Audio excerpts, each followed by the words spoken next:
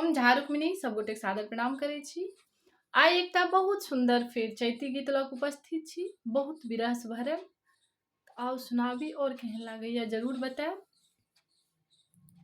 सूतल पिया के जगाबै हो रामा, कोइली तोर बोलिया सूतल पिया के जगाबै हो रामा, कोइली तोर बोलिया, कोइली तोर बोलिया रामा, कोइली तोर बोलिया, कोइली तोर बोलिया रामा, कोइली तोर बोलिया, सूतल पिया के जगाबै हो रामा,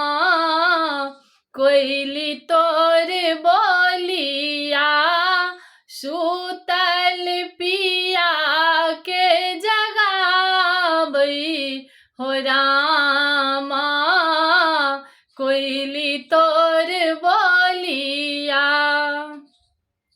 आनु दिन बोलै कोइली भोर भिनु सरबा, आनु दिन बोलै कोइली भोर भिनु सरबा, आजु किया बोलै आदि रतिया हो रामा, चैत महीनमा आजु किया बोलै आदि रतिया हो रामा, चैत महीनमा।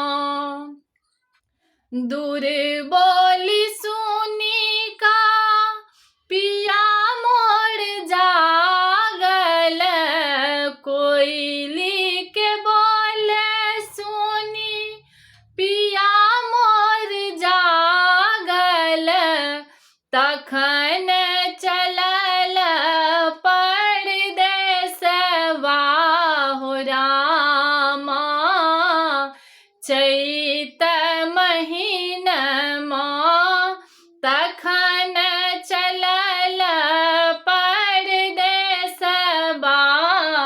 हो रामा, चैत महीनमा।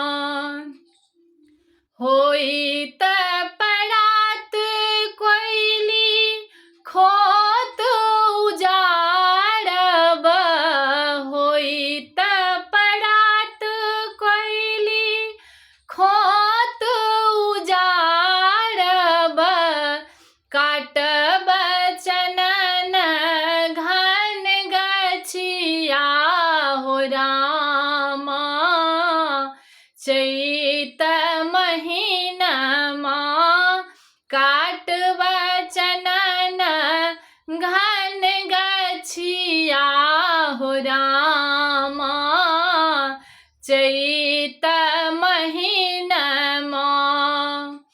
ई हम जानीता पिया चल जैता, ई हम जानीता पिया चल जैता, काटतौं रेशम के डोरिया हो रामा, चैत महीनमा काटतौं रेशम के डोरिया हो रामा, चैत महीनमा। सगरो रात हम जागले रहलौं, सगरो राति हम जागले रहलौं, भोर